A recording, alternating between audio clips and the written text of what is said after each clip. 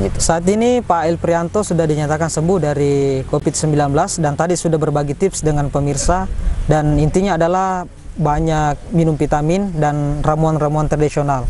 Dan tentunya pemirsa yang budiman, kita akan melihat lagi bagaimana posisi daripada Pak Elfrianto ini selaku Komisi 3 di DPR Kabupaten Wajo, melihat pandangan beliau terkait dengan pemerintahan yang ada sekarang.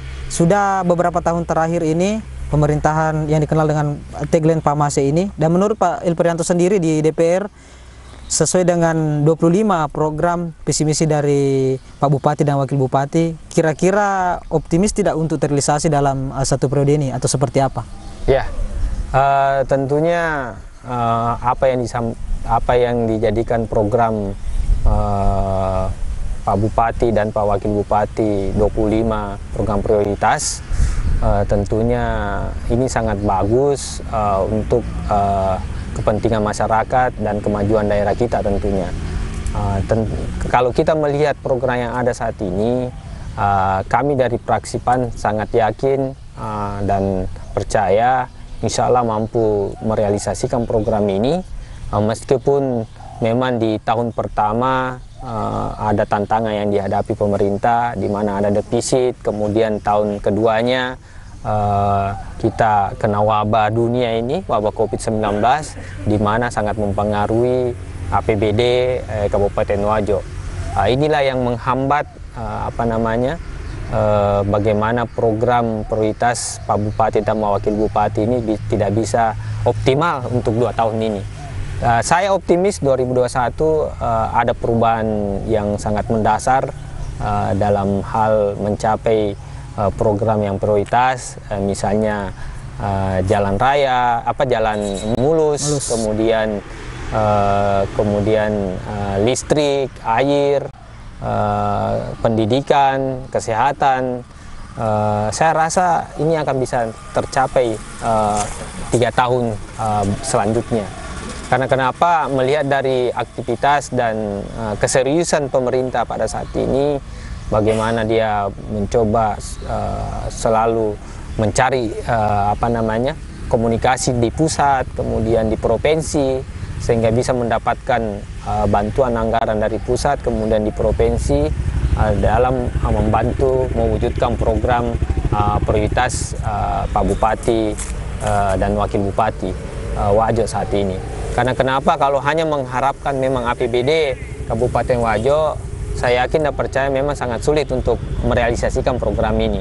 Akan tetapi inilah fungsinya di anggota dewan ini. Anggota dewan ini punya potensi sangat luar biasa di Wajo. Ada beberapa partai di sana dan mereka punya jaringan sebenarnya di mana-mana. Dia punya jaringan di provinsi, punya jaringan di pusat.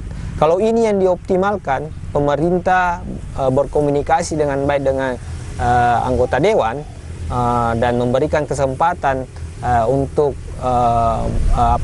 memasukkan bantuan melalui jaringannya, saya rasa program dari pemerintah ini bisa kita bersama-sama merealisasikan. Karena kesuksesan pemerintah itu tidak lepas dari dukungan dan bantuan dari anggota dewan.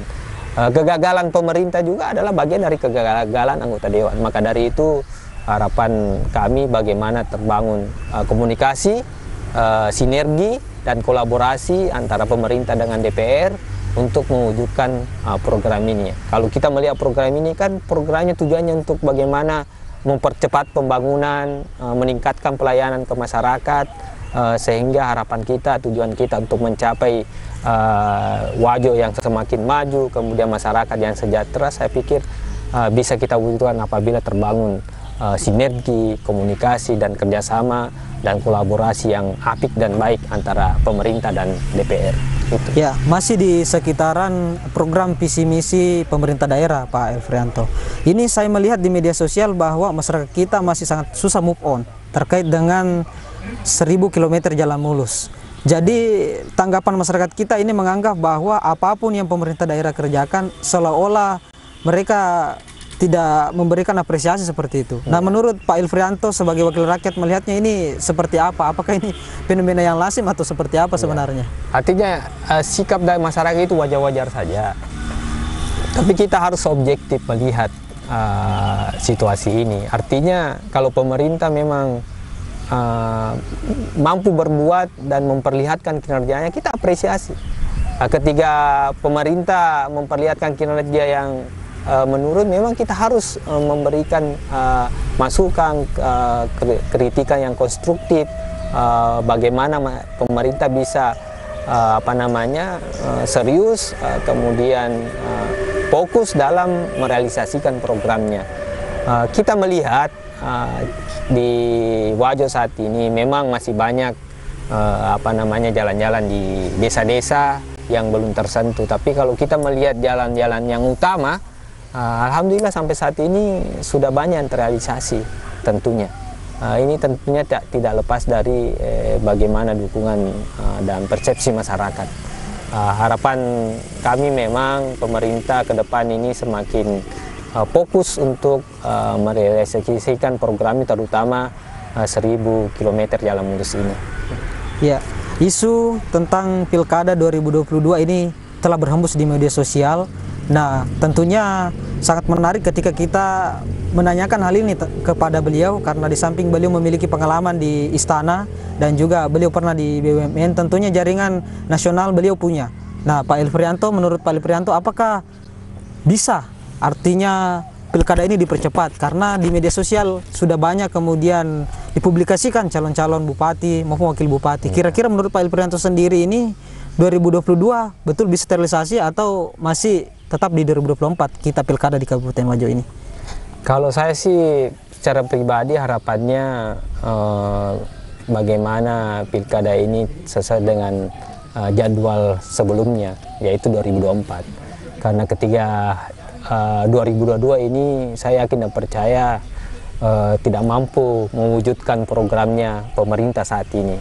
Maka dari itu harapannya 2024 supaya kita bisa mengukur kinerja dari pemerintah. Karena penilaian kinerja ini bukan hanya 1 tahun, 2 tahun, tapi sampai selesai periode ini baru kita bisa melihat sejauh mana program atau kinerja dari pemerintah satu periode ini. Itu harapan saya. Karena 2022 ini kan banyak yang berkepentingan, baik di tingkat pusat, provinsi, kabupaten, yang tentunya banyak yang akan mendorong untuk terwujudnya ini. Kalau di kabupaten kita sendiri, saya rasa sebaiknya sesuai dengan jadwal saja lah, ya, sebelumnya 2024. Karena kenapa? Masyarakat saat ini masih butuh sentuhan dan masih butuh kerja-kerja dari pemerintah saat ini.